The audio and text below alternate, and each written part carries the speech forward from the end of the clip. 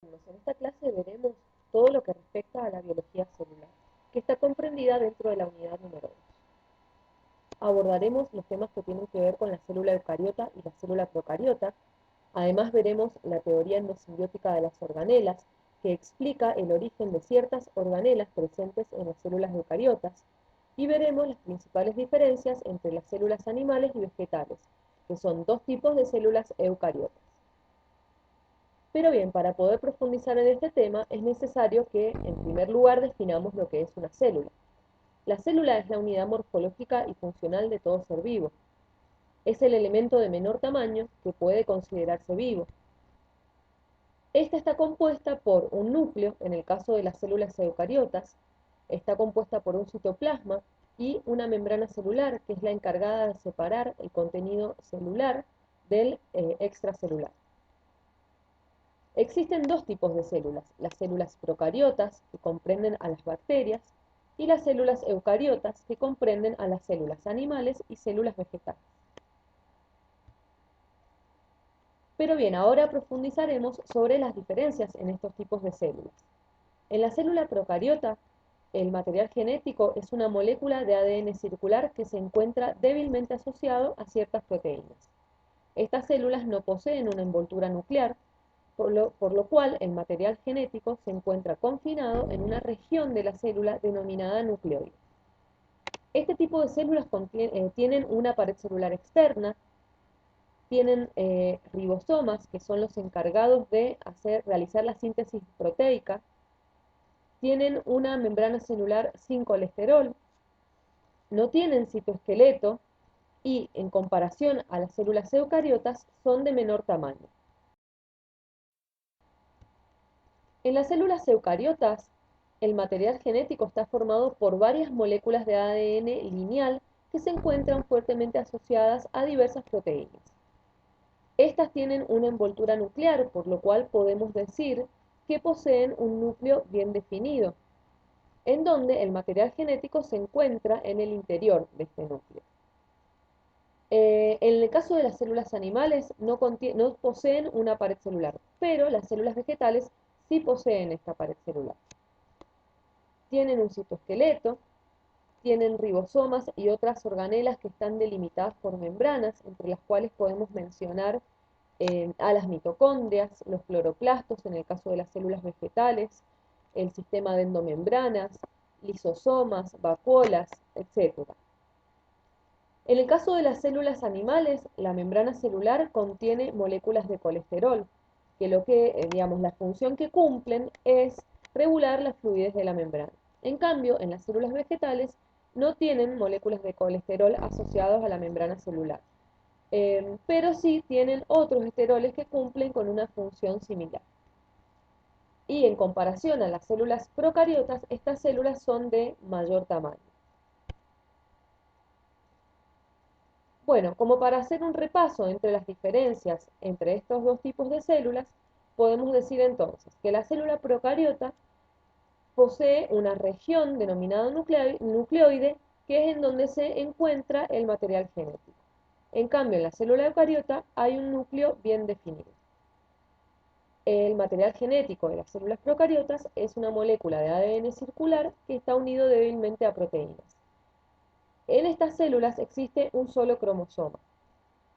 En la célula eucariota, en cambio, el ADN es lineal, se encuentra fuertemente unido a proteínas y pueden tener varios cromosomas.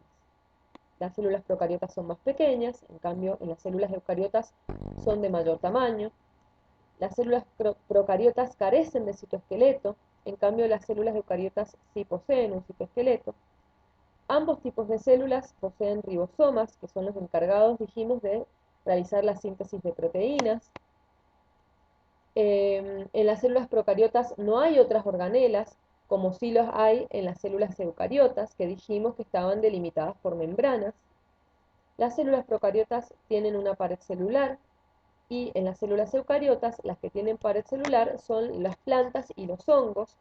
En todos los casos, la composición química de la pared celular es diferente, y algo que podemos reconocer en las células procariotas es el dominio arquea y bacteria. En cambio, en la célula eucariota tenemos al dominio eucaria.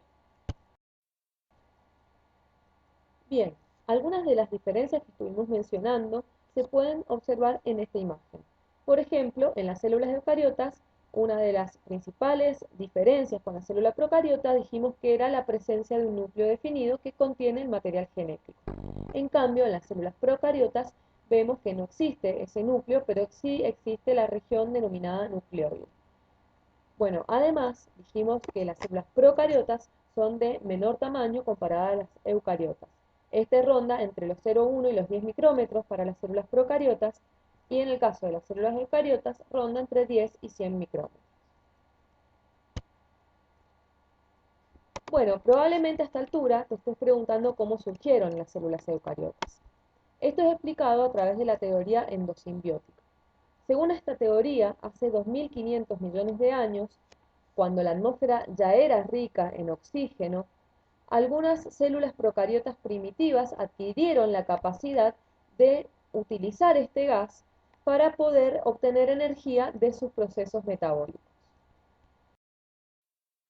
Estas células procariotas primitivas habrían sido fagocitadas por células de mayor tamaño sin ser digeridas y se habría establecido de esta manera una relación simbiótica, en donde la célula de mayor tamaño le habría otorgado un beneficio al procarionte, eh, brindándole los nutrientes necesarios y en cambio el procarionte le habría brindado a la célula hospedadora la energía necesaria para que ésta realice sus procesos metabólicos.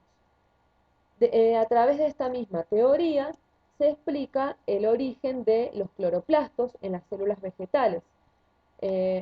Pero la diferencia en este caso es que el procarionte habría sido una bacteria fotosintética, como por ejemplo una cianobacteria. Bien, esta teoría tiene muchas evidencias a favor, entre las cuales podemos mencionar que el ADN mitocondrial es diferente al ADN nuclear, pero es similar al ADN bacteriano. Por otro lado, se ha observado que existe una similitud entre las enzimas mitocondriales y las enzimas de la membrana plasmática de las bacterias. Y por último, se sabe que las mitocondrias solo se originan de otras mitocondrias, es decir, tienen un proceso de división similar a las bacterias.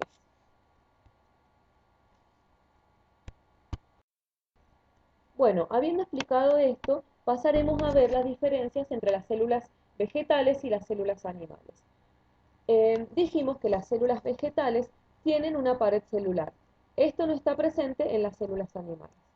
Además, contienen los cloroplastos, que son las organelas que realizan la fotosíntesis. Otra cosa que las diferencia de las células animales es que poseen una vacuola de gran tamaño. Si bien las células animales tienen vacuolas, estas son de menor tamaño. En cambio, las células vegetales comienzan siendo de menor tamaño, pero luego se van fusionando para formar una gran vacuola. Bien, en las células animales, como vemos, no está la presencia de una pared celular, simplemente tienen la membrana celular, al igual que en las células vegetales. No tienen cloroplastos, pero sí tienen mitocondrias, como las células vegetales. También tienen peroxisomas, al igual que en las células vegetales. Y poseen, dijimos, vacuolas de menor tamaño. Y el resto de las organelas, como por ejemplo los ribosomas, que las células vegetales también las tienen. Y el sistema de endomembranas, que también está presente en las células vegetales. Bueno, muy bien. Espero que esta clase les haya servido y cualquier duda lo veremos en la clase.